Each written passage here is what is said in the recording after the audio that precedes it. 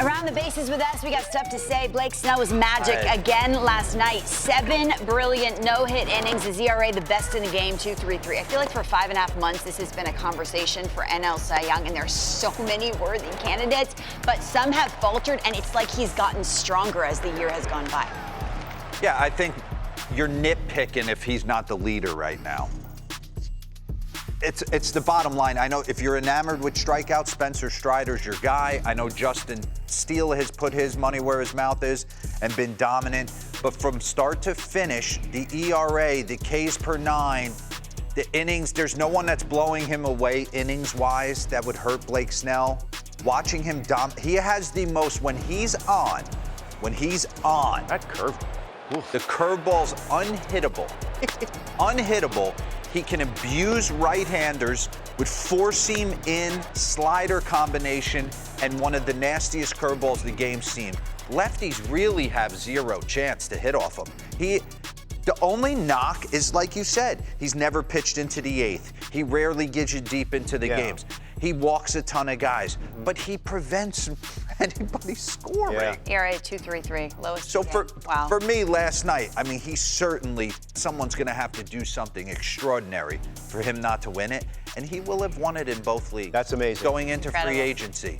That's definitely what you want. And speaking of doing something amazing, Spencer Strider, again, double-digit strikeout performance as the Atlanta Braves snapped their 4-game losing streak and beat the Philadelphia Phillies. He's in the Phillies' head. I was watching this game. He makes them some of the best lineups look like they're just completely off balance. You know what you mentioned in his head? It reminds me of Mike Scott in the Mets' head. There's something back in here with him. 1986. What's the slider down look like? It's like they can't even. Well, Lauren, he throws so hard, and he's got such spin rate and RPM on his heater that you can't, unless you're just going to pot commit and say he's going to start me 0-0 breaking ball here, or you see a tip, which he doesn't do.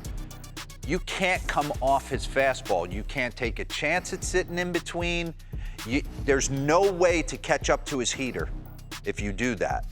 And if you watched last night, he had them baffled. There's something to be said about the Phillies in facing him. They don't feel like they handle his heater at the top of the zone, so they take chances. He locked up Kyle Schwarber with 99 middle cut. He did it all night. Who starts game 1? Okay, Spencer or Max Fried? Yeah, you could go either. For me, Max Fried's your number 1. Okay. He's your guy. He gets the ball game 1. I want Max Fried on the mound in my biggest moments with the season on the line. And let's say it's against the Phillies right now, could be, and you saw Spencer Strider and what he did to the Phillies last night. Does that change? I'm still going Max Fried. Okay. I think he's one of the top 10 pitchers in the game. I think you can make the argument that Spencer's in there as well. But God, having him in game 2 would be. Well, Philly fans will tell crazy. you, hey, we got to Spencer Strider last postseason. Yes, they did, quick. So.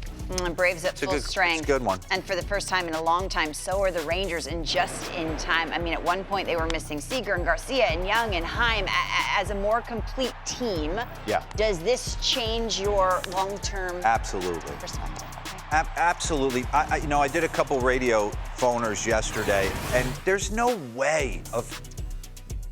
On paper, Toronto and Seattle play bigger than Texas, but that's because Texas has been nicked up all year. I know everybody can say that, but you stick Josh Young back in this lineup, people. He was gone for 6 weeks. He had 22 homers and 80 RBIs when he went was going down. to win Rookie of the Year. He was one of their best players. Adolis Garcia tweaks his knee.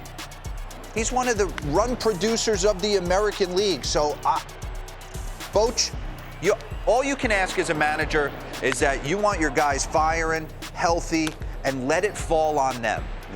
And that's what he's got. This is the lineup. We're going to run it out there.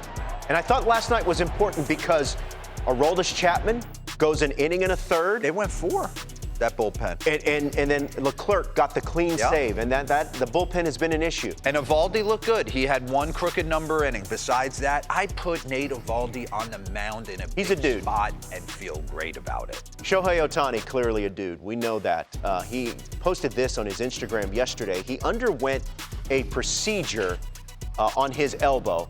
It doesn't sound like it was Tommy John, but maybe an internal brace. Maybe that speeds up the healing process. Who knows? We're not a doctor. However, What, excuse me?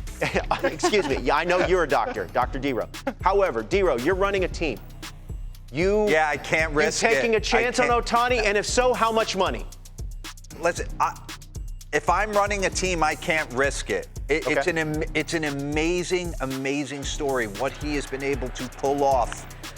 I don't think he'll be pulled off again at the level he's been able to do it at. They say he'll be ready to be a hitter next season by opening day. And he will be one of the most dominant hitters in the game. Okay. And then in 2025, you're going to bring him back as a pitcher. Who knows? Coming off a potential. I know it's not his second Tommy John, but it's darn close. So you don't know what you're getting on the mound. For me to want to invest $500 million in one player, Well, maybe in that's not the hopes he price. recaptures glory from both sides of the ball, that would be hard for me to lay my head You're on saying the you pillow can't at risk night. it, but maybe that's not what you're risking. Maybe it's not $500 million, right? And then the market. I can't changes. imagine. Someone's going to have to pay big dollars for him. It's going to be real interesting. Or is he see going how to much do the gets. whole 2 years, Could be. $200 million? Maybe that.